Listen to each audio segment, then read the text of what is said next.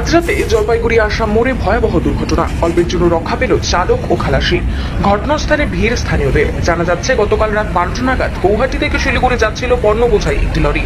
তবে জলপাইগুড়ি আসাম মোড়ে লরিটি নিয়ন্ত্রণ হারিয়ে ফেলে। এরপর নিয়ন্ত্রণ হারিয়ে জাতীয় সড়কের আসাম মোড়ে ট্রাফিক পোস্টের সজোরে ধাক্কা মারে ওই লরিটি।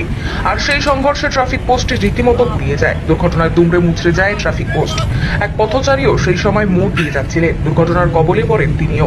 এই দুর্ঘটনায় প্রাণে রক্ষা পেলেও গুরুতর আহত হয়েছেন ওই লরির চালক, খালাসি ও পথচারী। জানা যাচ্ছে ঘটনার খবর পেয়ে সেখানে ছুটে আসে জলপাইগুড়ি কোতোয়ালি থানার পুলিশ। ঘটনাস্থলে পৌঁছে পুলিশ চিকিৎসার জন্য জলপাইগুড়ি মেডিকেল কলেজ ও হাসপাতালে আহতদের নিয়ে যায়।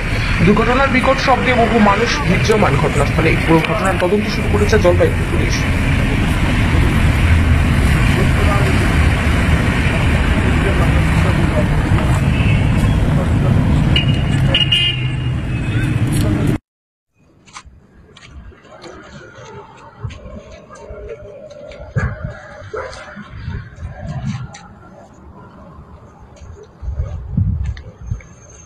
এই কুচবিহারের ওদিক থেকে আসছে, পাহাড়পুরের ওদিক থেকে আসলো গাড়িটা, এসে এইভাবে উপর দিয়ে আমাদের ঘরটার উপর দিয়ে গিয়ে এই যে গাড়ি